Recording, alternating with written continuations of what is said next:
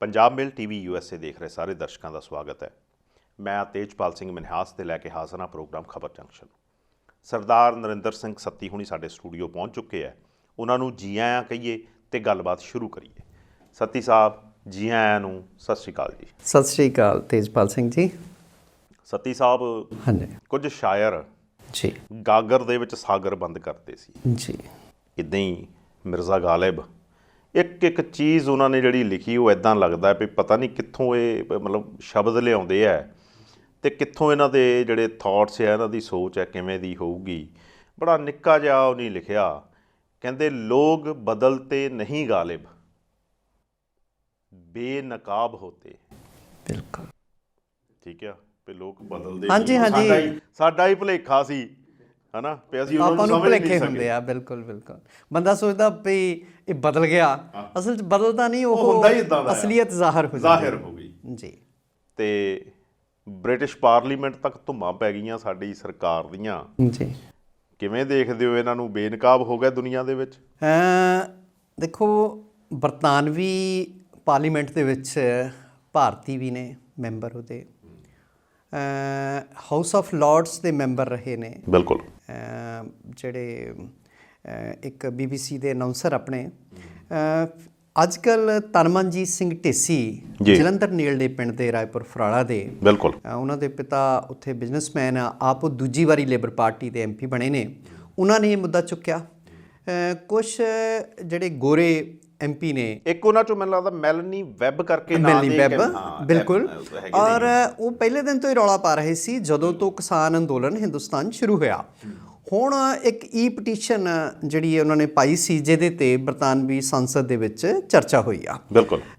ਦੇਖੋ, ਉਹਨਾਂ ਨੇ ਬਰਤਾਨਵੀ ਸੰਸਦ ਦੀ ਚਰਚਾ ਦਾ ਮੁੱਖ ਮੁੱਦਾ ਇਹ ਸੀ ਕਿ ਭਾਰਤ ਵਿੱਚ ਮਨੁੱਖੀ ਅਧਿਕਾਰਾਂ ਦੀ ਕਿਵੇਂ ਉਲੰਘਣਾ ਹੋ ਰਹੀ ਆ ਜੀ। ਠੀਕ ਹੈ, ਕਿਵੇਂ ਜਿਹੜਾ ਮਨੁੱਖੀ ਅਧਿਕਾਰਾਂ ਦਾ ਹਨਨ ਕੀਤਾ ਜਾ ਰਿਹਾ, ਪ੍ਰੈਸ ਦੀ ਆਜ਼ਾਦੀ ਬਾਰੇ, ਵੀ ਕਿਵੇਂ ਪ੍ਰੈਸ ਦੀ ਸੰਘੀ ਨੱਪੀ ਜਾ ਰਹੀ ਆ, ਜਿਹੜੀ ਵਿਰੋਧ ਦੀ ਸੁਰ ਜਾਂ ਕੋਈ ਆਲੋਚਨਾਤਮਕ ਸੁਰ ਰੱਖਦੀ ਆ ਕੋਈ ਧਿਰ, ਉਹਨੂੰ ਕਿਵੇਂ ਤੰਗ ਕੀਤਾ ਜਾਂਦਾ, ਔਰ ਕਿਸਾਨ ਅੰਦੋਲਨ ਬਾਰੇ। ਇਹ ਤਿੰਨੇ ਮੁੱਖ ਮੁੱਦੇ ਸੀਗੇ ਜੀ।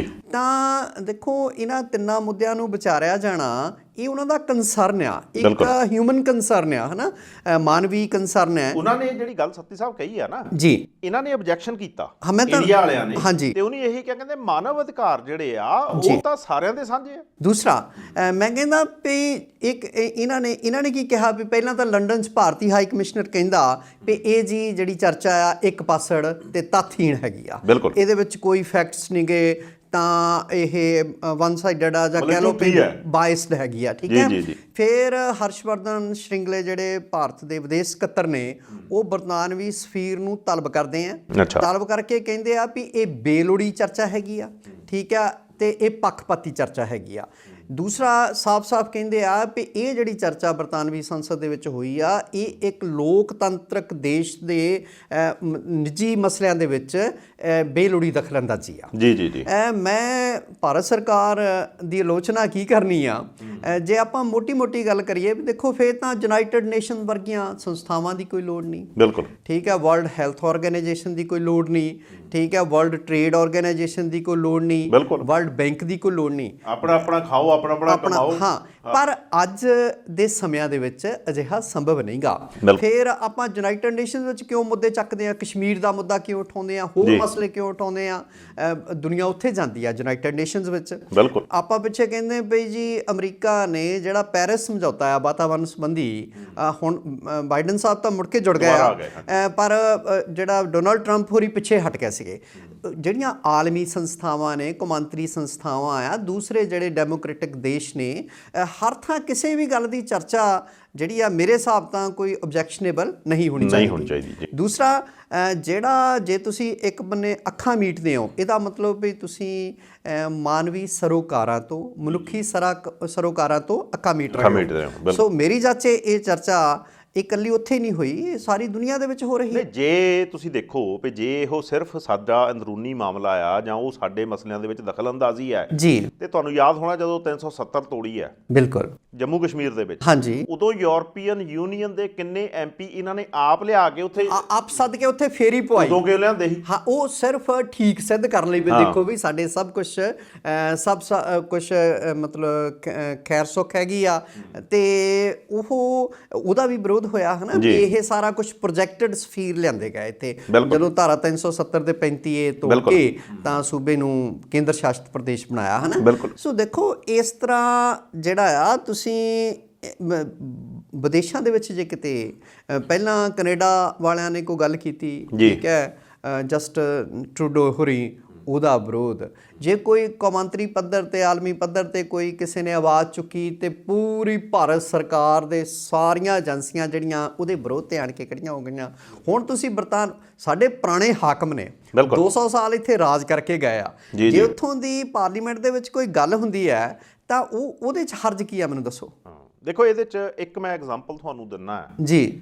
ਸਫੂਰਾ ਜਰਗਰ ਤੁਹਾਨੂੰ ਯਾਦ ਹੋਣਾ। ਬਿਲਕੁਲ ਜੀ। ਜਦੋਂ CA-NRC ਚੱਲਦਾ ਸੀ, ਬਿਲਕੁਲ, ਇੱਕ ਪ੍ਰੈਗਨੈਂਟ ਲੇਡੀ ਨੂੰ ਉਹਦੇ ਘਰੋਂ ਚੱਕ ਕੇ ਤਾਂ ਕਿੰਨੇ ਮਹੀਨੇ ਉਹਨੂੰ ਅੰਦਰ ਰੱਖਿਆ ਗਿਆ। ਬਿਲਕੁਲ। ਔਰ ਉਹਦੇ ਨਾਲ ਜੋ ਬਿਹੇਵ ਕੀਤਾ ਗਿਆ ਉਹ ਮਨੁੱਖੀ ਬਿਹੇਵੀਅਰ ਨਹੀਂ ਸੀ, ਉਹ ਅਣਮਨੁੱਖੀ ਬਿਹੇਵੀਅਰ ਸੀ ਜੀ।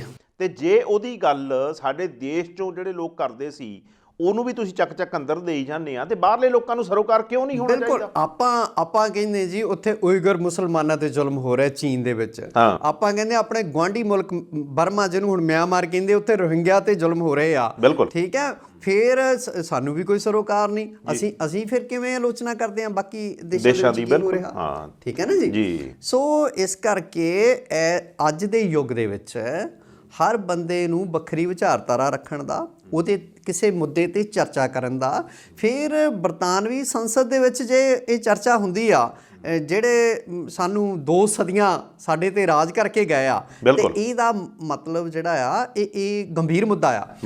ਐਵੇਂ ਕਿਵੇਂ ਤਾਂ ਕਿਸੇ ਤੇ ਗੱਲ ਹੁੰਦੀ ਨਹੀਂ। ਫਿਰ ਤੁਸੀਂ ਪਟੀਸ਼ਨ ਤੇ ਲੱਖਾਂ ਲੋਕ ਸਾਈਨ ਕਰਦੇ ਆ, ਦੈਟ ਮੀਨਸ ਉਹ ਕੰਸਰਨ ਹੈ। ਉੱਥੇ ਕਿੰਨੇ ਭਾਰਤੀ ਬੈਠੇ ਆ? ਇਕੱਲੇ ਉੱਥੇ ਪੰਜਾਬੀ ਜਾਂ ਹਰਿਆਣਵੀ ਕਿਸਾਨ ਹੀ ਨਹੀਂ ਬੈਠੇ, ਸਾਰੇ ਬੈਠੇ।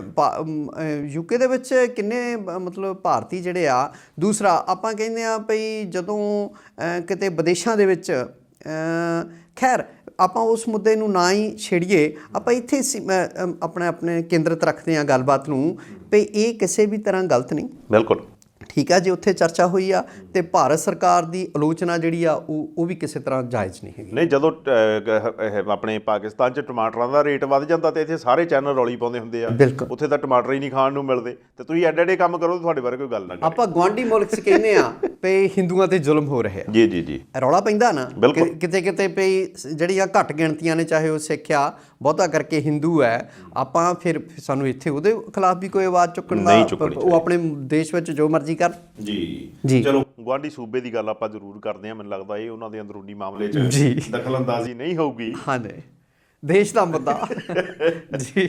ਬੇਵਿਸ਼ਵਾਸੀ ਮਤਾ ਅੱਜ ਉੱਥੇ ਚੱਲ ਰਿਹਾ, ਅੱਜ ਹਰਿਆਣੇ ਵਿਧਾਨ ਸਭਾ ਦੇ ਵਿੱਚ ਇਸ ਵੇਲੇ ਬਹਿਸ ਹੋ ਰਹੀ ਹੈ। ਬਿਲਕੁਲ, ਕਿਵੇਂ ਦੇਖਦੇ ਹੋ ਇਸ ਚੀਜ਼ ਨੂੰ? ਦੇਖੋ, ਗੁਰਨਾਮ ਸਿੰਘ ਚੜੂਨੀ ਹੋਰੀ ਤਾਂ ਤੇ ਬਾਕੀ ਜਿਹੜੇ ਕਿਸਾਨ ਆਗੂ ਨੇ, ਉਹਨਾਂ ਸਾਰਿਆਂ ਨੇ ਪਹਿਲਾਂ ਹੀ ਮਤਲਬ ਲੋਕਾਂ ਨੂੰ ਕਿਹਾ ਹੋਇਆ ਸੀ ਭਈ ਭਾਜਪਾ ਦੇ MLA ਨੂੰ ਘੇਰੋ, ਦੂਸਰੇ MLAs ਨੂੰ ਘੇਰੋ, ਉਹਨਾਂ ਨੂੰ ਮਜਬੂਰ ਕਰੋ ਵੀ ਅੱਜ ਇਹ ਜਿਹੜਾ ਬੇਵਿਸ਼ਵਾਸੀ ਮਤਾ ਇਹਦੇ ਹੱਕ ਦੇ ਵਿੱਚ ਵੋਟ ਪਾਉਣ, ਤਾਂ ਕਿ ਖੱਟਰ ਸਰਕਾਰ ਜਲਦੀ ਕੀਤੀ ਜਾਵੇ। ਫਿਰ ਮੈਂ ਕਹਿੰਦਾ ਭਈ ਜਿਹੜੀ ਹੈ ਜਨ ਨਾਇਕ ਪਾਰਟੀ ਆ, JJP, ਠੀਕ ਹੈ, ਜਨ ਨਾਇਕ ਜਨਤਾ ਪਾਰਟੀ 18 'ਚ ਬਣਦੀ ਆ, 19 'ਚ ਚੋਣ ਲੜਦੀ ਆ, ਪਹਿਲਾਂ ਤੋਂ ਹੀ ਕਿਸਾਨੀ ਮੁੱਦਿਆਂ ਦੀ ਗੱਲ ਕਰਦੀ ਆਈ ਆ। ਕਿਸਾਨਾਂ ਦੀਆਂ ਵੋਟਾਂ ਲੈ ਕੇ ਉਹ ਸੱਤਾ 'ਚ ਆਉਂਦੇ, ਦੁਸ਼ਯੰਤ ਚੌਟਾਲਾ, ਠੀਕ ਹੈ, ਉਹ ਜਿਹੜਾ ਆ ਡਿਪਟੀ CM ਬਣਦੇ ਨੇ। ਹੁਣ ਪਿੱਛੇ ਜਿਹੇ ਕਹਿੰਦੇ ਸੀਗੇ ਵੀ ਕਿਸਾਨ ਜਿਹੜੇ ਆ ਆਗੂ ਅਕਲ ਕਰਨ, ਠੀਕ ਹੈ। ਸੋ ਉਹਨਾਂ ਨੇ JPP ਨੇ ਵਿਪ ਜਾਰੀ ਕੀਤਾ ਆਪਣੇ MLAs ਨੂੰ ਭਈ ਉੱਥੇ ਹਾਜ਼ਰ ਰਹਿਣ ਸਦਨ ਦੇ ਵਿੱਚ। ਜਿਹੜੀ ਪਾਰਟੀ ਕਿਸਾਨਾਂ ਦੀ ਗੱਲ ਕਰਕੇ ਸੱਤਾ 'ਚ ਆਈ ਹੈ, ਤੇ ਹਾਲੇ 2 ਸਾਲਾਂ ਦੀ ਗੱਲ ਹੈਗੀ ਆ, ਹੈ ਨਾ, 18 'ਚ ਬਣਦੀ ਆ, 19 'ਚ ਸੱਤਾ 'ਚ ਵੀ ਆ ਜਾਂਦੀ ਹੈ, ਜਾਂ ਸੱਤਾ 'ਚ ਭਾਗੀਦਾਰ ਕਹਿ ਲਓ, ਹਿੱਸੇਦਾਰ ਆ, ਤੇ ਉਹ ਹੁਣ ਕਿਸਾਨਾਂ ਦੇ ਵਿਰੋਧ 'ਚ ਖੜੀ ਹੋਵੇ। ਕੱਲ੍ਹ ਨੂੰ ਇਹਨਾਂ ਨੇ ਵੋਟਾਂ ਕਿਹੜੇ ਮੂੰਹ ਨਾਲ ਲੈਣ ਜਾਣ? ਠੀਕ ਹੈ। ਹਰਿਆਣਾ ਵੀ ਐਗਰੀਰੀਅਨ ਸਟੇਟ ਆ ਬਿਲਕੁਲ। ਤੇ ਉੱਥੇ ਸਾਰੇ ਜ਼ਿਮੀਂਦਾਰ ਹੀ ਆ, ਚਾਹੇ ਉਹ ਜਾਟ ਕਹਿ ਲਓ, ਚਾਹੇ ਜੱਟ ਕਹਿ ਲਓ, ਤੇ ਚਾਹੇ ਉਹ ਸਾਰੇ ਉਹੀ ਨੇ, ਠੀਕ ਹੈ, ਚਾਹੇ ਉਹ ਬਾਂਗਰੂ ਨੇ। ਬਿਲਕੁਲ। ਸੋ ਅੱਜ ਜਿਹੜਾ ਆ ਖੱਟਰ ਸਰਕਾਰ ਲਈ ਬੜੀ ਪ੍ਰੀਖਿਆ ਦੀ ਘੜੀ ਆ। ਤੇ ਦੇਖੋ ਹੁਣ ਜਿਹੜਾ ਉਹਦਾ ਕੀ ਰਿਜ਼ਲਟ ਨਿਕਲਦਾ ਹੈਗਾ। ਤੁਸੀਂ ਮਤਲਬ ਜਿੱਦਾਂ ਗੱਲ ਕੀਤੀ ਆ ਵੀ ਵਿਪ ਜਾਰੀ ਕੀਤਾ, ਉਹਨਾਂ ਨੇ ਇਹ ਵੀ ਕਿਹਾ ਵੀ ਸਾਰੇ ਜੇਜੇਪੀ ਵਾਲਿਆਂ ਨੇ ਵੀ ਸਾਰੇ ਉੱਥੇ ਸਦਨ 'ਚ ਹਾਜ਼ਰ ਰਹਿਣ ਤੇ ਜਿੱਦਾਂ ਪਾਰਟੀ ਬੇਸਿਕਲੀ ਵਿਪ ਜਾਰੀ ਹੁੰਦਾ ਵੀ ਪਾਰਟੀ ਲਾਈਨ ਤੋਂ ਹਟ ਕੇ ਤੁਸੀਂ VOTING ਵੀ ਨਹੀਂ ਕਰ ਸਕਦੇ। ਬਿਲਕੁਲ ਬਿਲਕੁਲ ਬਿਲਕੁਲ। ਤੇ ਦਵਿੰਦਰ ਲਵਲੀ ਇੱਕ MLA ਨੇ, ਮੈਂ ਉਹਨਾਂ ਦੀ ਸੁਣ ਰਿਹਾ ਸੀ ਸਪੀਚ, ਉਹ ਕਹਿੰਦੇ ਵੀ ਸਾਨੂੰ ਲੋਹੇ ਦੀਆਂ ਹੈਲਮਟਾਂ ਜੀ ਤੇ ਲੋਹੇ ਦੇ ਕੱਪੜੇ ਬਣਵਾ ਦਿਓ, ਆ ਫੇਕ ਦੇ ਸੂਬੇ 'ਚ ਘੁੰਮ ਸਕਦੇ ਆ। ਅਸੀਂ ਤੇ ਕਹਿੰਦੇ ਆਪਣੇ ਪਿੰਡਾਂ 'ਚ ਜਾ ਨਹੀਂ ਸਕਦੇ, ਸਾਡੇ ਤੇ ਡਾਂਗਾ ਮਾਰਦੇ ਆ ਲੋਕੀ। ਬਿਲਕੁਲ। ਔਰ ਦੂਜੀ ਗੱਲ ਜਿਹੜੀ ਉਹਨਾਂ ਨੇ ਕਹੀ, ਕਹਿੰਦੇ ਅਸੀਂ ਖੁਦ ਕਿਸਾਨ ਆ ਜੀ, ਸਾਡੀਆਂ ਆਪਣੀਆਂ ਜ਼ਮੀਨਾਂ ਦਾ ਹੀ ਸਾਨੂੰ ਫਿਕਰ ਪਿਆ ਹੋਇਆ। ਬਿਲਕੁਲ। ਤੇ ਅਸੀਂ ਇਸ ਸੱਤਾ ਦੇ ਨਾਲ ਭਾਗੀਦਾਰੀ ਕਰਕੇ ਕੀ ਕਰਾਂਗੇ। ਬਿਲਕੁਲ। ਪਰ ਫੇਰ ਵੀ ਤੁਹਾਨੂੰ ਲੱਗਦਾ ਪਿਆ ਵੀ ਕਿਸੇ ਲੈਵਲ ਦੇ ਉੱਤੇ ਉਹ ਵਿਪ ਦੇ ਅਗੇਂਸਟ ਜਾ ਕੇ ਕੁਝ ਇਹੋ ਜਿਹਾ ਹੋ ਸਕਦਾ ਉਸ ਮਾਹੌਲ ਦੇ ਵਿੱਚ? ਦੇਖੋ, ਸੰਭਾਵਨਾਵਾਂ ਜਿਹੜੀਆਂ ਹੁੰਦੀਆਂ ਨੇ ਨਾ, ਉਹ ਕਿਸੇ ਵੀ ਗੱਲ ਦੀਆਂ ਹੁੰਦੀਆਂ। ਕਿਤੇ ਜਿਹੜੀ ਕੌਨਸ਼ੀਅਸ ਦੀ ਆਵਾਜ਼ ਆ, ਜਿਹਨੂੰ ਆਪਾਂ ਕਹਿੰਦੇ ਆ ਆਤਮਾ ਦੀ ਆਵਾਜ਼, ਉਹ ਕਿਤੇ ਸੁਣ ਲਈ 4 ਵਿਧਾਇਕਾਂ ਨੇ ਤੇ ਉਲਟ ਫੇਰ ਹੋ ਸਕਦਾ ਜੀ। ਅੱਜ ਗੱਠਜੋੜ ਸਰਕਾਰ ਲਈ ਬਿਲਕੁਲ ਪ੍ਰੀਖਿਆ ਦੀ ਤੇ ਔਖੀ ਘੜੀ ਆ ਜੀ, ਠੀਕ ਹੈ। ਸੋ ਜੇ ਇੱਥੋਂ ਇੱਕ ਬੰਨੇ ਤੁਸੀਂ ਦੇਖਿਆ ਹੋਣਾ ਪਈ ਉੱਤਰਾਖੰਡ ਦਾ, ਉੱਥੇ ਕਿਉਂਕਿ ਸਿਆਸੀ ਸੰਕਟ ਚੱਲ ਰਿਹਾ ਸੀਗਾ, ਉੱਥੇ ਵੀ ਰਾਵਤ ਹੋਣੀ ਅੰਤ CM ਰਾਵਤ ਹੋਰੀ ਜਿਹੜਾ ਅਸਤੀਫਾ ਦੇ ਦਿੱਤਾ, ਦੂਜੇ ਤੇ ਤਲਵਾਰ ਲਟਕ ਰਹੀ ਆ ਅੱਜ ਸਰਕਾਰ ਦੀ ਬਰਖਾਸਤਗੀ ਦੀ। ਸੋ ਜੇ ਬੇਭਰੋਸਗੀ ਮਤਾ ਪਾਸ ਹੋ ਜਾਂਦਾ ਤੇ ਅੱਜ ਖੱਟਰ ਸਰਕਾਰ ਵੀ ਜਿਹੜੀ ਆ ਉਹ ਤੁਰਦੀ ਹੋਊਗੀ ਹਰਿਆਣੇ ਚੋਂ। ਸੋ ਰੱਬ ਕਰੇ ਵੀ ਅਜਿਹਾ ਹੋਵੇ, ਕਿਉਂਕਿ ਦੇਖੋ ਇਹ ਚੁੱਲ੍ਹਿਆਂ ਦਾ ਮਸਲਾ ਆ ਲੋਕਾਂ ਦੇ ਦਾ। ਬਿਲਕੁਲ। ਕਹਿੰਦੇ ਜਦੋਂ ਚੁੱਲ੍ਹੇ ਠਰ ਜਾਂਦੇ ਆ ਨਾ, ਤਾਂ ਫੇਰ ਸਮਝ ਲਓ ਜਿਹੜਾ ਮੁਆਸ਼ਰਾ ਪੂਰਾ ਹੀ ਠਰ ਜਾਂਦਾ ਹੈ। ਇਹ ਚੁੱਲ੍ਹੇ ਬਲਦੇ ਆ ਤੇ ਅਸੀਂ ਤੁਸੀਂ ਜਿਉਂਦੇ ਆ, ਠੀਕ ਆ। ਸੋ ਜਿਹੜਾ ਅੱਜ ਦੇ ਸਮੇਂ ਦੌਰਾਨ, ਇਸ ਅੰਦੋਲਨ ਦੇ ਸਮੇਂ ਦੌਰਾਨ ਹਾਂ ਦਾ ਨਾਰਾ ਨਹੀਂ ਮਾਰਦਾ, ਕੋਈ ਗੱਲ ਨਹੀਂ ਕਰਦਾ, ਗੂੰਗਾ ਬਣ ਕੇ ਬੈਠਾ, ਉਹ ਇਤਿਹਾਸ ਦੇ ਵਿੱਚ ਦਰਜ ਹੋਣਾ ਤੇ ਆਉਣ ਵਾਲੀਆਂ ਪੀੜ੍ਹੀਆਂ ਸਵਾਲ ਕਰਨਗੀਆਂ ਲੋਕਾਂ ਨੂੰ। ਪਰ ਸਰਕਾਰ ਤਾਂ ਚਾਹੁੰਦੀ ਆ ਵੀ ਗੂੰਗੇ ਬਣੋ ਜੀ। ਜਿਹੜਾ ਕੋਈ ਗੂੰਗਾ ਨਹੀਂ ਬਣਦਾ, ਕੋਈ ਮਾੜਾ ਮੋਟਾ ਵੀ ਬੋਲਦਾ ਜੀ, ਉਹਦੇ ਤੇ ED ਪਾ ਦਿੰਦੇ ਆ। ਬਿਲਕੁਲ। ਸੁਖਪਾਲ ਖਹਿਰਾ ਹੋਣਾ ਤੇ ਵੀ ED ਆ ਗਈ ਆ। ਮੈਂ ਤੇ ਮੁਬਾਰਕਾਂ ਹੀ ਦਊਂਗਾ ਵੀ ਇਸ ਵੇਲੇ ਪਤਾ ਲੱਗਣ ਡਿਆ ਕਿਹੜਾ ਬੰਦਾ ਜਿਹੜਾ ਆ ਉਹ ਕਿਸਾਨਾਂ ਦੇ ਹੱਕ 'ਚ ਬੋਲਦਾ ਜਾਂ ਕਿਸਾਨਾਂ ਨਾਲ ਖੜਾ ਹੈ। ਜੇ ਤੇ ED ਪੈ ਗਈ ਮਤਲਬ ਉਹ ਕਿਸਾਨਾਂ ਦੇ ਨਾਲ ਹੈ। ਦੇਖੋ, ਸੁਖਪਾਲ ਸਿੰਘ ਖਹਿਰਾ ਹੋਰੀ ਇੱਕ ਮੈਂ ਕਹਾਂਗਾ ਵੀ ਵੱਡੇ ਜ਼ਿਮੀਂਦਾਰਾ ਪਰਿਵਾਰ 'ਚੋਂ ਨੇ ਜੀ। ਉਹਨਾਂ ਦੇ ਪਿਤਾ ਜੀ ਪੁਲਿਸ ਅਫਸਰ ਵੀ ਰਹੇ, ਬਾਅਦ 'ਚ ਪੰਜਾਬ ਦੇ ਵਿਦਿਆ ਮੰਤਰੀ ਵੀ ਬਣਦੇ ਨੇ ਸਰਦਾਰ ਸੁਖਜਿੰਦਰ ਸਿੰਘ ਖਹਿਰਾ। ਰਾਮਗੜੀਏ ਸਰਦਾਰ ਕਰਕੇ ਵੱਜਦੇ ਆ ਤੇ ਪੰਜਾਬ ਦੇ ਅਮੀਰ ਜ਼ਿਮੀਂਦਾਰਾਂ 'ਚੋਂ ਇੱਕ ਨੇ, ਠੀਕ ਹੈ, ਜਿਨ੍ਹਾਂ ਦੀ ਕਰੋੜਾਂ ਦੀ ਜਾਇਦਾਦ ਆ। ਔਰ ਤਾਂ ਵੀ ਉਹ ਕਹਿੰਦੇ ਭਈ ਮੇਰੇ ਜਿਹੜੇ ਘਰ ਉੱਥੇ ਚੰਡੀਗੜ੍ਹ ਤੇ ਪਿੰਡ ਰਾਮਗੜ੍ਹ, ਕਰਤਾਰਪੁਰ ਜਿਹੜਾ GT ਰੋਡ ਤੇ ਜਲੰਧਰ ਤੋਂ ਬਿਆਸ ਵਾਲੇ ਪਾਸੇ ਨੂੰ ਆਪਾਂ ਜਾਂਦੇ ਆ, ਉਹ ਤੋਂ ਹਟਵਾ ਉਹਨਾਂ ਦਾ ਪਿੰਡ ਪੈਂਦਾ ਰਾਮਗੜ੍ਹ, ਉੱਥੇ ਵੀ ਇੱਕੋ ਵੇਲੇ ਛਾਪੇ ਮਾਰੇ ਗਏ ਆ। ਇਹ ਚੰਡੀਗੜ੍ਹ ਸੀਗੇ। ਉਹ ਕਹਿੰਦੇ ਆ ਵੀ ਇਹ ਸਾਰਾ ਕੁਛ ਕਿਉਂਕਿ ਮੈਂ ਪਹਿਲੇ ਦਿਨ ਤੋਂ ਬਿਨਾਂ ਸ਼ੱਕ ਉਹ ਕਿਸਾਨ ਅੰਦੋਲਨ ਦੀ ਗੱਲ ਕਰਦੇ ਆ, ਕਿਸਾਨਾਂ ਦੇ ਹੱਕ ਦੀ ਗੱਲ ਕਰਦੇ ਆਏ ਆ। ਤੇ ਥੋੜ੍ਹੇ ਬੇਬਾਕ ਆਗੂ ਵੀ ਨੇ, ਤਾਂ ਉਹਨਾਂ ਨੇ ਕਿਹਾ ਵੀ ਜਿਹੜਾ ਮਨੀ ਲਾਂਡਰਿੰਗ ਦਾ ਦੂਸਰਾ ਤੀਸਰਾ ਜਿਹੜੇ ਮੇਰੇ ਤੇ ਪਾਇਆ ਪਾਸਪੋਰਟ, ਇਹੋ ਜਿਹਾ ਕੁਛ ਰਿਸ਼ਤੇਦਾਰਾਂ ਦੇ ਨਾਂ ਤੇ ਪਿੱਛੇ ਫਾਜ਼ਿਲਕਾ ਵੱਲੋਂ ਕੋਈ ਨਸ਼ੇ ਫੜੇ ਗਏ ਸੀ, ਉਹ ਵੀ ਨਾਲ ਜੋੜਦੇ ਨੇ। ਸੋ ਉਹਨਾਂ ਨੇ ਇਹਨਾਂ ਸਾਰੀਆਂ ਜਿਹੜੇ ਦੋਸ਼ ਆ ਉਹ ਰੱਦ ਕੀਤੇ ਹੈਗੇ ਆ। ਤੇ ਉਹਨਾਂ ਨੇ ਬਿਨਾਂ ਸ਼ੱਕ ਕਿਹਾ ਵੀ ਐਨਫੋਰਸਮੈਂਟ ਡਾਇਰੈਕਟੋਰੇਟ ਦੇ ਅਫਸਰਾਂ ਦਾ ਜਿਹੜਾ ਰਵੱਈਆ ਬੜਾ ਵਧੀਆ ਸੀ। 2-3 ਜੁਆਇੰਟ ਡਾਇਰੈਕਟਰ ਜਾਂ ਡਿਪਟੀ ਡਾਇਰੈਕਟਰ ਲੈਵਲ ਦੇ ਜਿਹੜੇ ਅਫਸਰ ਨੇ ਉਹ ਆਏ ਨੇ। ਉਹ ਕਹਿੰਦੇ ਇਹਨਾਂ ਦਾ ਤਾਂ ਕੋਈ ਕਸੂਰ ਨਹੀਂ, ਇਹ ਤਾਂ ਜਿੱਦਾਂ ਇਹਨਾਂ ਦੇ ਆਕਾ ਇਹਨਾਂ ਨੂੰ ਮਤਲਬ ਝੰਡੀ ਦਿੰਦੇ ਆ, ਉਹਦੇ ਆਪਣੇ ਉਹਨਾਂ ਦੇ ਹੁਕਮਾਂ ਤੇ ਫੁੱਲ ਚਾੜਨ ਆਏ ਹੈਗੇ ਆ, ਇਸ ਕਰਕੇ ਇਹਨਾਂ ਪ੍ਰਤੀ ਮੇਰਾ ਕੋਈ ਰੋਸ ਨਹੀਂਗਾ। ਤੇ ਬਿਨਾਂ ਸ਼ੱਕ ਇਹ ਉਹਨਾਂ ਨੂੰ ਕਿਸਾਨ ਅੰਦੋਲਨ ਦੀ ਹਮਾਇਤ ਕਰਨ ਦਾ ਨਤੀਜਾ ਭੁਗਤਣਾ ਪੈ ਰਿਹਾ, ਪਰ ਇਹਦੇ ਵਿੱਚੋਂ ਨਿਕਲਣਾ ਕੁਛ ਨਹੀਂਗਾ। ਅੱਛਾ, ਉਹਨਾਂ ਨੇ ਉਹ ਨਵਰੀਤ ਜਿਹੜਾ ਮੁੰਡਾ ਸ਼ਹੀਦ ਹੋਇਆ, ਨਵਰੀਤ ਡਿਬਡਵਾ, ਕਿਉਂਕਿ ਉਹਨੇ ਵੱਡੀ ਗੱਲ ਇਹ ਵੀ ਨਵਰੀਤ ਡਿਬਡਵਾ ਦਾ ਮੁੱਦਾ ਵੀ ਇਹਨਾਂ ਨੇ ਜ਼ੋਰ ਸ਼ੋਰ ਨਾਲ ਉਠਾਇਆ। ਇਹਨਾਂ ਨੇ ਕਿਹਾ ਵੀ ਜਿਹੜਾ ਉਹਦਾ ਕਤਲ ਹੋਇਆ ਗੋਲੀ ਦੇ ਨਾਲ, ਵੀ ਉਹਦੀ ਜਾਂਚ ਹੋਵੇ, ਠੀਕ ਹੈ। ਸੋ ਇਹ ਸਾਰਾ ਕੁਛ ਸਾਡੇ ਕੇਂਦਰੀ ਹਾਕਮਾਂ ਨੂੰ ਇਹ ਗੱਲਾਂ ਨਹੀਂ ਪਚਦੀਆਂ ਤੇ ED ਇੱਕ ਅੱਜ ਵੱਡਾ ਹਥਿਆਰ ਜਿਹੜਾ ਉਹਦੇ ਵਜੋਂ ਵਰਤੀ ਜਾ ਰਹੀ ਆ। ਠੀਕ ਹੈ। ਐਨਫੋਰਸਮੈਂਟ ਡਾਇਰੈਕਟੋਰੇਟ ਨੂੰ। ਫੂਡ ਕਾਰਪੋਰੇਸ਼ਨ ਇੰਡੀਆ ਜੀ। ਹਾਲਾਂਕਿ ਭਾਰਤ ਸਰਕਾਰ ਦਾ ਹੀ ਅਦਾਰਾ ਆ ਤੇ ਉਹ ਇੱਕ ਨਵਾਂ ਹੀ ਸ਼ੋਸ਼ਾ ਲੈ ਕੇ ਆ ਗਏ ਆ, ਕਹਿੰਦੇ ਡਾਇਰੈਕਟ ਡਿਪੋਜ਼ਿਟ ਹੋਊਗਾ ਤੁਹਾਡੇ ਅਕਾਊਂਟਾਂ ਦੇ ਵਿੱਚ ਜਿਹੜੇ ਪੈਸੇ ਤੁਸੀਂ ਫਸਲ ਵੇਚਦੇ ਆ, ਤੇ ਤੁਸੀਂ ਨਾ ਆਪਣੇ ਜਿਹੜੇ ਜ਼ਮੀਨ ਦੇ ਕਾਗਜ਼ ਆ ਉਹ ਅਪਲੋਡ ਕਰੋਗੇ ਵੈਬਸਾਈਟਾਂ 'ਤੇ ਜਾਂ ਉਹਨਾਂ ਨੂੰ ਦਿਖਾਓਗੇ, ਫਿਰ ਪੇਮੈਂਟ ਹੋਇਆ ਕਰੂਗੀ। ਉਹਦਾ ਬੜਾ ਚੱਕਰ ਪਿਆ ਹੋਇਆ। ਦੇਖੋ ਇਹ ਗੱਲ ਮੂਲੋਂ ਹੀ ਗਲਤ ਆ। ਇਹ ਸਾਰੀਆਂ ਸਰਕਾਰ ਦੀਆਂ ਚਾਲਾਂ ਨੇ। ਸਾਨੂੰ ਜਿਹੜੇ ਪੰਜਾਬ ਦੇ ਜਾਂ ਹੋਰ ਲੋਕ ਆ ਉਹਨਾਂ ਨੂੰ ਨਾ ਹੱਥਲ ਕਰਨ ਦੀਆਂ ਤੇ ਸਿੱਧੇ ਸਿੱਧੇ ਢੰਗ ਨਾਲ ਜ਼ਮੀਨਾਂ 'ਤੇ ਕਾਬਜ਼ ਹੋਣ ਦੀ ਚਾਲ ਵਜੋਂ ਮੈਂ ਇਹਨੂੰ ਇੱਕ ਦੇਖਦਾ ਹੈਗਾ।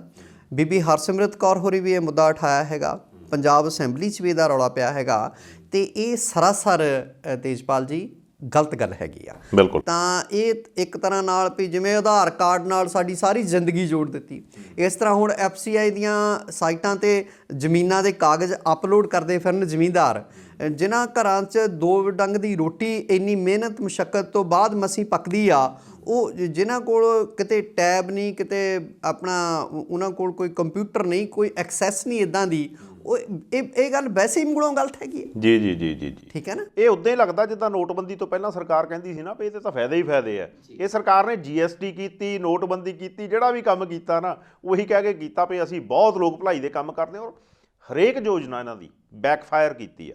ਇਹ ਵੀ ਇਦਾਂ ਦੀ ਮੈਨੂੰ ਲੱਗ ਰਹੀ ਹੈ। ਬਸ ਹੁਣ ਤਾਂ ਕਹਿੰਦੇ ਆ ਵੀ ਸਾਹ 'ਤੇ ਵੀ ਮਤਲਬ ਸਮਝ ਲਓ ਵੀ ਰੋਕ ਲੱਗਣ ਵਾਲੀ ਆ ਸਾਡੇ 'ਤੇ। ਮਰਜ਼ੀ ਆ ਸਰਕਾਰ ਦੀ ਜੀਵਾਂਗੇ ਤਾਂ ਮਰਜ਼ੀ ਆ ਸਰਕਾਰ ਦੀ ਮਰਾਂਗੇ, ਹੈ ਨਾ। ਸੋ ਅਜਿਹਾ ਜਿਹੜਾ ਆ ਮੈਨੂੰ ਲੱਗਦਾ ਲੋਕ ਸ਼ਕਤੀ ਅਜਿਹਾ ਹੋਣ ਨਹੀਂ ਦੇਵੇਗੀ। ਜੀ, ਸਮਾਂ ਹੋ ਰਿਹਾ ਇੱਕ ਬ੍ਰੇਕ ਦਾ, ਮਿਲਦੇ ਹਾਂ ਬ੍ਰੇਕ ਤੋਂ ਬਾਅਦ। ਦੁਨੀਆ ਨੂੰ ਜਾਣੋ ਪੰਜਾਬ ਮੇਲ USA ਚੈਨਲ ਦੇ ਨਾਲ। ਸੰਸਾਰ ਭਰ ਦੀਆਂ ਖਬਰਾਂ ਜਾਣਨ ਲਈ, ਖਬਰਾਂ ਦੀ ਡੂੰਘਾਈ ਤੱਕ ਪਹੁੰਚਣ ਲਈ ਰੋਜ਼ ਵੇਖੋ ਪੰਜਾਬ ਮੇਲ ਅਖਬਾਰਨਾਮਾ।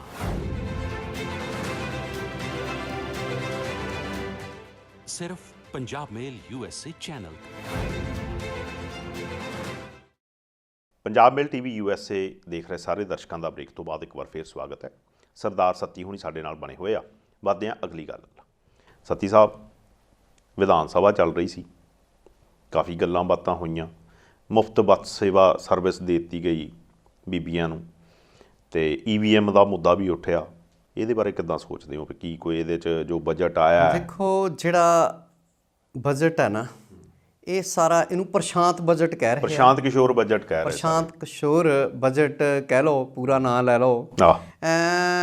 ਪਹਿਲੀ ਗੱਲ ਤਾਂ ਇਹ ਆ ਭਈ ਸਰਕਾਰ ਹੁਣ ਚੋਣਾਂ ਆਉਣ ਵਾਲੀਆਂ ਹੈਗੀਆਂ, ਬਿਲਕੁਲ ਠੀਕ ਹੈ, ਸਾਲ ਵੀ ਨਹੀਂ ਰਹਿ ਗਿਆ, ਤੇ ਮੁਫਤ ਬੱਸ ਸਫ਼ਰ ਦੀ ਸਹੂਲਤ ਜਿਹੜੀ ਔਰਤਾਂ ਨੂੰ ਦਿੱਤੀ ਆ ਸਰਕਾਰੀ ਬੱਸਾਂ 'ਚ।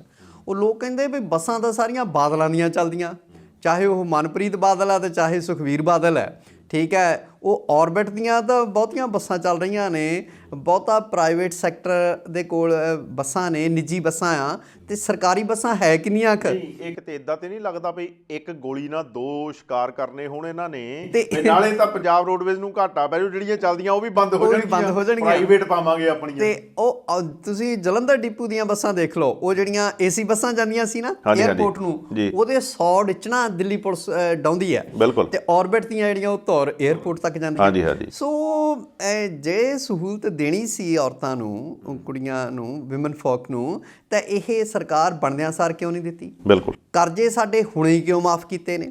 ਠੀਕ ਹੈ। ਫਿਰ ਤੁਸੀਂ ਜਿਹੜੀਆਂ ਹੋਰ ਕੋਈ ਮਾੜੀਆਂ ਮੋਟੀਆਂ ਸਹੂਲਤਾਂ ਹੈਗੀਆਂ, ਇਹ ਲਾਸਟ ਬਜਟ ਜਦੋਂ ਸਰਕਾਰ ਦਾ ਆਉਂਦਾ ਉਦੋਂ ਹੀ ਚੇਤੇ ਆਉਂਦਾ ਸਰਕਾਰ ਨੂੰ, ਜਦੋਂ ਚੋਣਾਂ ਨੇੜੇ ਆਉਂਦੀਆਂ ਨੇ ਉਦੋਂ ਹੀ ਚੇਤੇ ਆਉਂਦਾ।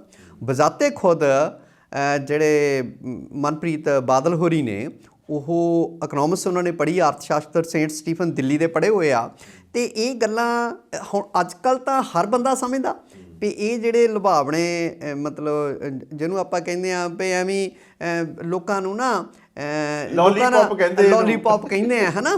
ਤੇ ਉਹ ਜਿਹੜੇ ਇਹ ਸਰਕਾਰ ਨੂੰ ਜਦੋਂ ਤੁਰਨ ਦਾ ਵੇਲਾ ਹੁੰਦਾ ਜਾਂ ਜਦੋਂ ਅਗਲੀਆਂ ਚੋਣਾਂ ਆਉਂਦੀਆਂ ਉਦੋਂ ਹੀ ਇਹ ਸਹੂਲਤਾਂ ਦੇਣ ਦਾ ਕਿਉਂ ਚੇਤੇ ਆਉਂਦਾ ਹੈਗਾ? ਪਹਿਲਾਂ ਕਿਉਂ ਨਹੀਂ? ਬਿਲਕੁਲ, ਠੀਕ ਹੈ। ਕਿਸਾਨ ਮਰ ਰਹੇ ਹੈ, ਹੁਣ ਦੱਸਦੇ ਆ ਵੀ ਜੀ ਜੇ ਕਿਸਾਨਾਂ ਦਾ ਕਰਜ਼ਾ ਮਾਫ ਕਰਦੇ ਆ ਤੇ ਸੂਬੇ ਤੇ ਇੰਨਾ ਬੋਝ ਪਊਗਾ। ਪਿਛਲੀ ਸਰਕਾਰ ਜਿੰਨਾ ਛੱਡ ਕੇ ਗਈ ਸੀ ਨਾ, ਉਹਦੇ 'ਚ ਵਾਧਾ ਹੀ ਕੀਤਾ ਇਸ ਸਰਕਾਰ ਨੇ, ਉਹ ਘਟਾਇਆ ਨਹੀਂ ਜਿਹੜਾ ਕਰਜ਼ੇ ਦਾ ਬੋਝ ਆ ਸੂਬੇ ਸਰ। ਉਹਦਾ ਕਿਤੇ ਅਸਲ ਕਾਰਨ ਉਹੀ ਤੇ ਨਹੀਂ ਜਿਹੜਾ ਨਵਜੋਤ ਸਿੰਘ ਸਿੱਧੂ ਹੁਣੀ ਕਹਿੰਦੇ ਆ ਵੀ ਜਿਹੜਾ ਪ੍ਰੋਫਿਟ ਹੈ ਉਹਦਾ ਪ੍ਰਾਈਵੇਟ ਜੇਬ 'ਚ ਜਾ ਰਿਹਾ, ਖਰਚੇ ਸਰਕਾਰ ਸਿਰ ਪੈ ਰਹੇ ਆ। ਬਿਲਕੁਲ, ਉਹਨਾਂ ਨੇ ਕਿਹਾ ਵੀ ਆਓ ਇਹ ਸਿਰ ਜੋੜ ਕੇ ਵੀ ਮੇਰੇ ਕੋਲ ਹੱਲ ਵੀ ਹੈਗੇ ਆ, ਠੀਕ ਹੈ, ਵੀ ਅਸਲ ਕਾਰਨ ਹੀ ਇਹ ਆ ਜਿਹੜਾ ਲਾਭ ਆ ਉਹ ਨਿੱਜੀ ਲੋਕਾਂ ਨੂੰ, ਤੇ ਜਿਹੜੇ ਖਰਚਾ ਉਹ ਸਰਕਾਰ ਸਿਰ ਪੈ ਰਿਹਾ। ਇਹ ਸਰਕਾਰ ਜਦੋਂ ਆਈ ਸੀ ਉਦੋਂ ਇਹੋ ਕਹਿ ਕੇ ਆਈ ਸੀ ਵੀ ਜਿਹੜੇ ਬਾਦਲਾਂ ਦੀਆਂ ਬੱਸਾਂ ਆ, ਜਿਹੜੀ ਮਾਈਨਿੰਗ ਆ, ਸ਼ਰਾਬ ਦਾ ਕਾਰੋਬਾਰ ਹੈ, ਇਹ ਸਾਰਾ ਕੁਝ ਸਿੱਧਾ ਕਰਾਂਗੇ, ਕੀਤਾ ਹੀ ਨਹੀਂ, ਕੁਝ ਨਹੀਂ ਕੀਤਾ। ਕੁਛ ਨਹੀਂ, ਮੈਂ ਤਾਂ ਕਹਿੰਦਾ ਵੀ ਜਿਹੜੀ 17 'ਚ ਇੱਕ ਕਮੇਟੀ ਬਣਾਈ ਸੀਗੀ ਕਿਸਾਨਾਂ ਮਜ਼ਦੂਰਾਂ ਦੀ ਸਥਿਤੀ ਦਾ ਪਤਾ ਲਾਉਣ ਲਈ, ਜਿਹਦੇ ਵਿੱਚ ਮਾਨਸ਼ਾਹੀ ਮੈਂ ਪਹਿਲਾਂ ਵੀ ਗੱਲ ਕੀਤੀ ਸੀ, ਕਰਨ ਵਾਲੀਆਂ ਤਾਂ ਉਹ ਗੱਲਾਂ ਸੀ, ਉਹ ਗੱਲਾਂ ਨਹੀਂ ਇਸ ਬਜਟ ਸੈਸ਼ਨ ਵਿੱਚ ਵੀ ਚੇਤੇ ਆਈਆਂ ਵੀ ਉਹ ਜਿਹੜੀ ਰਿਪੋਰਟ 19 ਦੀ ਮਤਲਬ ਦਾਖਲ ਹੋਈ ਆ, ਉਹ 2 ਸਾਲ ਹੋ ਗਏ, ਉਹਦੇ 'ਤੇ ਕਿਉਂ ਨਹੀਂ ਚਰਚਾ ਕੀਤੀ? ਕਿਉਂਕਿ ਉਹ ਸਾਰਾ ਕੁਛ ਇਹਨਾਂ ਹਾਕਮਾਂ ਦੇ ਖਿਲਾਫ ਭੁਗਤਦੀਆਂ ਨੇ ਗੱਲਾਂ, ਠੀਕ ਹੈ। ਕਿਤੇ ਕਿਤੇ ਜਿਹੜੀ ਵੋਇਸ ਆਫ ਕੌਨਸ਼ੀਅਸਨੈਸ ਆ ਉਹ ਲੋਕ ਸੁਣਦੇ ਨੇ ਤਾਂ ਕਿਤੇ ਕਿਤੇ ਚੰਗੀਆਂ ਗੱਲਾਂ ਵੀ ਕਰਦੇ ਨੇ, ਠੀਕ ਆ। ਸਾਰਾ ਇੱਕ ਵਾਢਿਓਂ ਲੋਕ ਬੁਰੇ ਨਹੀਂ ਹੁੰਦੇ। ਜੇ 117 ਮੈਂਬਰਾਂ 'ਚੋਂ 117 ਨਹੀਂ ਤਾਂ 2-4 ਤਾਂ ਮਤਲਬ ਹੁੰਦੇ ਹੀ ਆ ਜਿਹੜੇ ਲੋਕਾਂ ਦੀ ਗੱਲ ਕਰਨ ਵਾਲੇ ਹੁੰਦੇ ਆ, ਤੇ ਉਹ ਕਹਿੰਦੇ ਆ ਵੀ ਨਗਾਰਖਾਨੇ 'ਚ ਤੂਤੀ ਦੀ ਕੋਈ ਨਹੀਂ ਸੁਣਦਾ। 2 ਸਾਲ ਤੋਂ ਉਹ ਰਿਪੋਰਟ ਉਹਦੇ 'ਤੇ ਕਿਉਂ ਨਹੀਂ ਚਰਚਾ ਕਰਵਾਈ, ਠੀਕ ਹੈ। ਤੇ ਖਜ਼ਾਨਾ ਮੰਤਰੀ ਹੁਣੀ ਤੇ ਕਹਿ ਗਏ ਆ ਵੀ ਮੈਂ ਭਾਈ ਅਗਲੀ ਵਾਰ ਜੇ ਜਿੱਤਿਆ ਤੇ ਮੈਂ ਨਹੀਂ ਖਜ਼ਾਨਾ ਮੰਤਰੀ ਬਣਦਾ।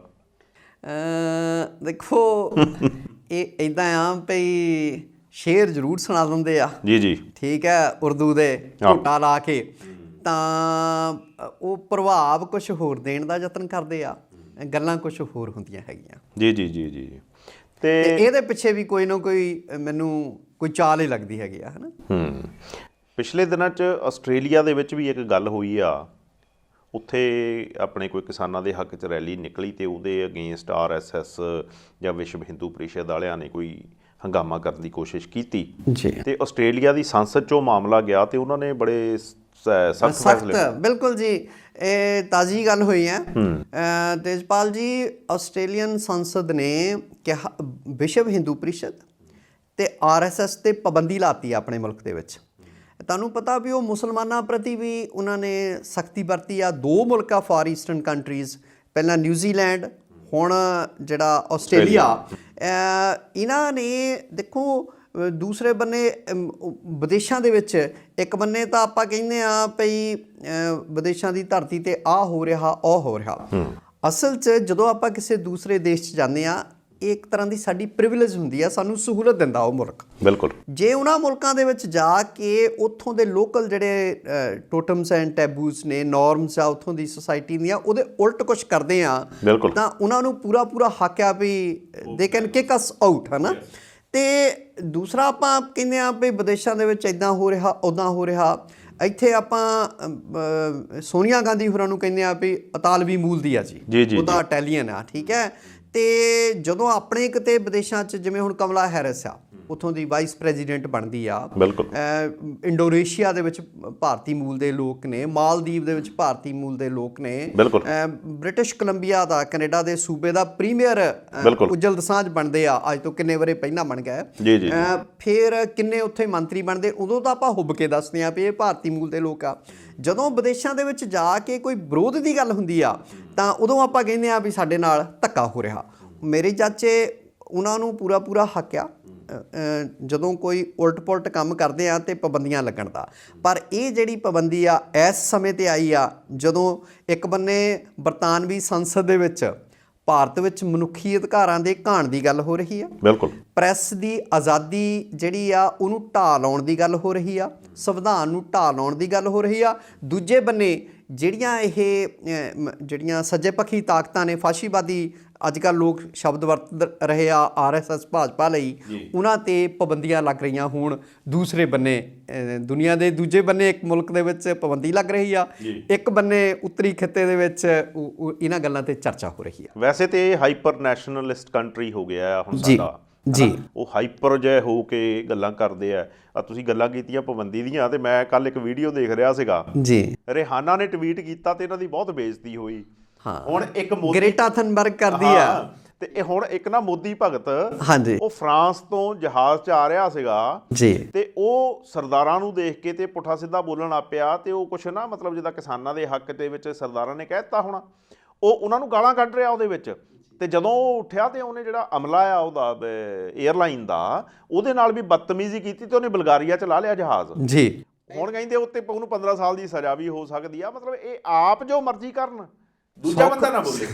ਸੁੱਖ ਨਾਲ ਸਾਡੇ ਪ੍ਰਧਾਨ ਮੰਤਰੀ ਤੇ ਗੁਜਰਾਤ ਦੀਆਂ ਘਟਨਾਵਾਂ ਲਈ, ਗੋਧਰਾ ਕਾਂਡ ਲਈ, ਦੰਗਿਆਂ ਲਈ, ਠੀਕ ਹੈ, ਅਮਰੀਕਾ 'ਚ ਪਾਬੰਦੀ ਲੱਗ ਚੁੱਕੀ ਹੈ ਬਿਲਕੁਲ। ਉਹ ਤਾਂ ਸੁੱਖ ਨਾਲ ਪ੍ਰਧਾਨ ਮੰਤਰੀ ਬਣ ਗਏ ਤਾਂ ਉਹ ਸਾਰਾ ਕੁਝ ਜਿਹੜਾ ਖੁੱਲਿਆ, ਹਾਲੇ ਬਹੁਤੀ ਦੂਰ ਦੀਆਂ ਗੱਲਾਂ ਨੇ। ਬਾਈਡਨ ਸਾਹਿਬ ਨੇ ਦੁਬਾਰਾ ਕਹਿ ਦਿੱਤਾ ਸੀ, ਇੱਕ ਦੋ ਹੋਰਾਂ ਨੇ ਵੀ ਕਹਿ ਦਿੱਤਾ ਸੀਗਾ ਜੀ ਵੀ ਜੇ ਇਹੀ ਕੁਝ ਰਿਹਾ, ਚਲੋ ਇਹਨਾਂ ਨੂੰ ਹੁਣ ਜਿਹੜਾ ਡਿਪਲੋਮੈਟਿਕ ਵੇਚ ਤੇ ਆਉਣਾ ਹੀ ਪੈਣਾ, ਪਰ ਪਰਸਨਲ ਅਸੀਂ ਟਰੈਵਲ ਤੇ ਇਹਨਾਂ ਦੇ ਪਾਬੰਦੀ ਲਾ ਦੇਵਾਂਗੇ। ਤੇ ਜੇ ਇਸ ਤਰ੍ਹਾਂ ਦੀ ਕੋਈ ਗੱਲ ਹੁੰਦੀ ਆ ਤਾਂ ਉਹ ਵੀ ਸਾਡੇ ਲਈ ਸ਼ਰਮ ਵਾਲੀ ਗੱਲ ਆ। ਜੀ। ਸੋ ਦੇਖੋ, ਵਿਦੇਸ਼ਾਂ 'ਚ ਜਿਹੜਾ ਆਪਾਂ ਕਹਿੰਦੇ ਆ ਨਾ ਵੀ ਕੋਈ ਗੱਲ ਕਰਦਾ, ਗੱਲ ਪਿੱਛੇ ਜੇ ਆਪਾਂ ਗੱਲਾਂ ਕਰਦੇ ਸੀਗੇ ਵੀ ਸਾਨੂੰ ਆਪਣੀ ਜਿੱਦਾਂ ਆਪਾਂ ਆਪਣੀ ਸਿਫਤ ਸਹਿੰਦੇ ਆ ਨਾ, ਚਾਈ ਸੁਣਦੇ ਆ, ਇੱਦਾਂ ਸਾਨੂੰ ਆਪਣੀ ਆਲੋਚਨਾ ਜਿਹੜੀ ਆ ਨਾ ਉਹ ਵੀ ਸੁਣਨੀ ਚਾਹੀਦੀ। ਉਹਦੇ ਨਾਲ ਤੁਹਾਡੀ ਸ਼ਖਸੀਅਤ ਨਿਖਾਰ ਆਉਂਦਾ, ਬਿਲਕੁਲ ਭਵਿੱਖ 'ਚ ਆਪਣੀਆਂ ਗਲਤੀਆਂ ਸੁਧਾਰਨ ਦਾ ਤੁਹਾਨੂੰ ਰਾਹ ਦਿਸਦਾ ਹੈਗਾ। ਸੋ ਥੋੜ੍ਹਾ ਜਿਹਾ ਨਾ ਇੰਨੀ ਬਰਦਾਸ਼ਤ ਦਾ ਮਾਦਾ ਹੋਣਾ ਚਾਹੀਦਾ ਵੀ ਆਲੋਚਨਾ ਵੀ ਸੁਣ ਸਕੀਏ। ਅੱਛਾ, ਹਿੰਦੂ ਮਹਾਸਭਾ ਜੀ, ਇਹ ਤਾਂ ਆਪਾਂ ਆਸਟ੍ਰੇਲੀਆ ਦੀ ਗੱਲ ਕੀਤੀ ਆ, ਜੀ। ਉਹ ਤਾਂ ਇੱਥੇ ਹੀ ਮਤਲਬ ਲੱਗੇ ਕਹਿੰਦੇ ਅਸੀਂ ਤੇ ਜੀ ਗੋਡਸੇ, ਨਥੂਰਾਮ ਗੋਡਸੇ ਜਿਹਨੇ ਮਹਾਤਮਾ ਗਾਂਧੀ ਨੂੰ ਗੋਲੀ ਮਾਰੀ ਸੀ, ਉਹਦੇ ਲਈ ਅਸੀਂ ਯਾਤਰਾ ਕੱਢਣੀ ਕਹਿੰਦੇ ਇੰਡੀਆ 'ਚ।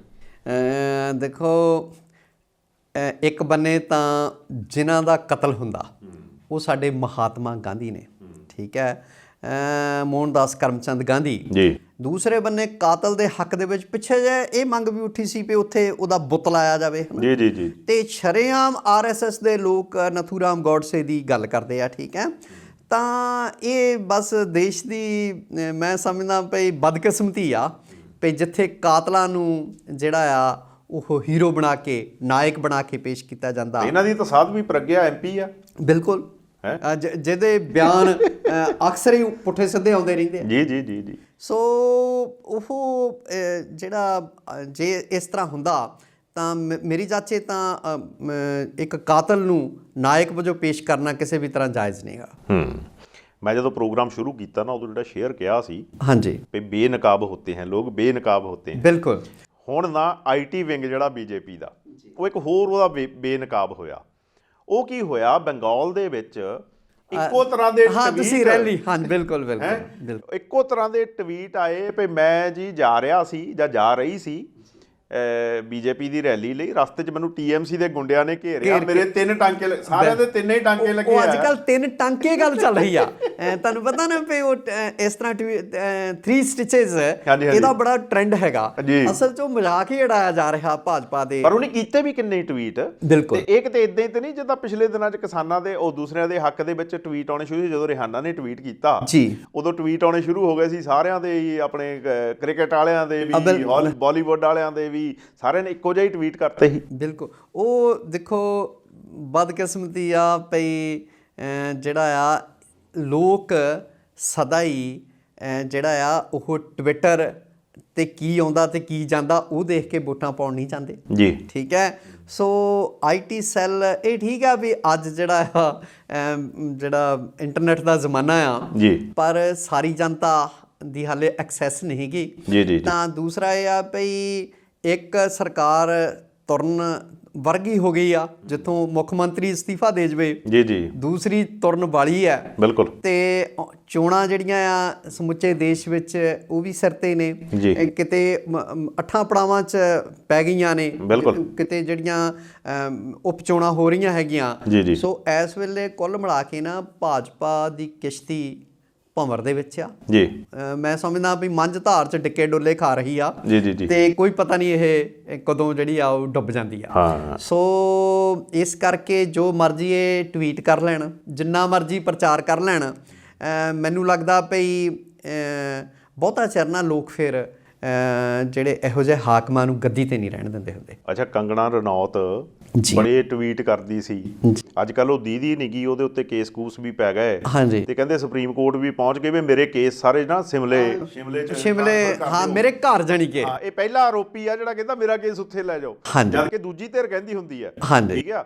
ਤੇ ਦੂਜੇ ਪਾਸੇ ਬੀਬੀ ਮਹਿੰਦਰ ਕੌਰ ਜਿਨ੍ਹਾਂ ਦੇ ਬਾਰੇ ਇਹ ਗੱਲਾਂ ਕਰਦੀ ਸੀ ਉਦੋਂ ਉਹ ਵੀ ਇਹ 100 ਕੇਜਰੀਵਾਲ ਰੁਪਏ ਸਾਹਿਬ ਨੇ ਉਹਨਾਂ ਨੂੰ ਸਨਮਾਨਿਤ ਸਨਮਾਨਿਤ ਕੀਤਾ ਜੀ। ਦੇਖੋ ਕੇਜਰੀਵਾਲ ਸਾਹਿਬ ਦਾ ਇਹ ਜਿਹੜਾ ਜੈਸਚਰ ਆ ਨਾ, ਇਹ ਜਿਹੜੀ ਉਹਨਾਂ ਦੀ ਪੇਸ਼ਕਦਮੀ ਆ, ਇਹਦਾ ਹਰ ਬੰਨੇ ਚਰਚਾ ਹੋ ਰਿਹਾ ਹੈ। ਬਿਲਕੁਲ। ਇਹਨਾਂ ਨੂੰ ਤਾਂ ਪਹਾੜੇ ਤੇ ਲਿਆਂਦੀਆਂ ਔਰਤਾਂ ਦੱਸ ਰਹੀ ਸੀ ਵੀ 100-100 ਰੁਪਏ ਦੀਆਂ, ਹਨਾ। ਤੇ ਉਹੋ ਜੀ ਅਸੀਂ ਤਾਂ ਸਲਾਮ ਕਰਦੇ ਹਾਂ ਬੀਬੀ ਮਹਿੰਦਰ ਕੌਰ ਨੂੰ। ਤੇ ਮੈਂ ਕੇਜਰੀਵਾਲ ਸਾਹਿਬ ਦਾ ਵੀ ਮੈਂ ਜਾਤੀ ਤੌਰ ਤੇ ਭਾਵੇਂ ਉਹਨਾਂ ਨਾਲ ਵੱਖਰੀ ਮਤਲਬ ਵਿਚਾਰ ਰੱਖਦੇ ਹੋਵਾਂ, ਪਰ ਜੋ ਕੁਛ ਉਹ ਕਰ ਰਹੇ ਨੇ, ਮੋਰਚੇ ਤੇ ਵੀ ਆਏ ਨੇ ਉਹ, ਤੁਸੀਂ ਦੇਖੋ ਸਿੰਘੂ ਤੇ ਇੱਕ ਤੋਂ ਵੱਧ ਵਾਰ ਆਏ ਨੇ ਔਰ ਕਿਸਾਨਾਂ ਦੇ ਹੱਕ 'ਚ ਗੱਲ ਕਰ ਰਹੇ ਆ। ਤੇ ਬੀਬੀ ਮਹਿੰਦਰ ਕੌਰ ਦਾ ਸਨਮਾਨ ਕਰਨਾ ਆਪਣੇ ਆਪ 'ਚ ਹੀ ਵੱਡੀ ਗੱਲ ਹੈਗੀ ਆ। ਤੇ ਦਿੱਲੀ ਦੇ ਲੋਕ ਉਹਨਾਂ ਤੋਂ ਖੁਸ਼ ਆ ਘੱਟੋ ਘੱਟ, ਹਨਾ। ਕਦੀ ਦੂਜੀ ਵਾਰੀ ਸਰਕਾਰ ਮਹੀਨੇ ਮਗਰੋਂ ਚੋਣਾਂ ਹੋ ਜਾਣ ਤੇ ਬਣਦੀ ਨਹੀਂ ਹੁੰਦੀ ਨਾ ਹੀ ਉਹਨੀਆਂ ਸੀਟਾਂ, ਉਹ ਦੂਸਰੀ ਵਾਰੀ ਵੀ ਮਤਲਬ ਜ਼ਿਆਦਾ ਸੀਟਾਂ ਨਾਲ ਅੱਗੇ ਆਉਂਦੇ ਆ, ਤੇ ਕੁਛ ਨਾ ਕੁਛ ਤਾਂ ਗੱਲ ਹੈਗੀ ਆ ਨਾ ਜੀ। ਅੱਜ ਦੇ ਪ੍ਰੋਗਰਾਮ 'ਚ ਇੰਨਾ ਹੀ। ਅਗਲੇ ਪ੍ਰੋਗਰਾਮ ਤੱਕ ਇਜਾਜ਼ਤ ਦਿਓ। ਸਤੀ ਸਾਹਿਬ ਬਹੁਤ ਵਧੀਆ ਜਾਣਕਾਰੀ ਦਿੱਤੀ, ਤੁਹਾਡਾ ਬਹੁਤ ਬਹੁਤ ਧੰਨਵਾਦ। ਸਤਿ ਸ਼੍ਰੀ ਅਕਾਲ ਜੀ। ਸਤਿ ਸ਼੍ਰੀ ਅਕਾਲ ਜੀ। ਸਤਿ ਸ਼੍ਰੀ ਅਕਾਲ।